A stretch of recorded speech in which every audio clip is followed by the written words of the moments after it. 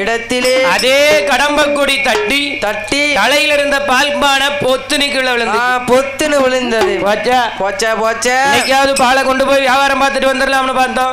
அதே மாதிரி நேத்து நடந்த மாதிரியே இன்னைக்கு விழுந்து போச்சு. வேலூர்ல எல்லாரும் நம்மளை எதிர்பார்த்திருப்பாங்களே. எதிர்பார்த்திருப்பாங்களே. நேத்து நடந்த மாதிரியே இன்னைக்கு நடந்து போச்சு. நடந்து போச்சே நடந்து போச்சே என்று இன்னைக்கு போயிட்டு நாளைக்கு வருவோம்.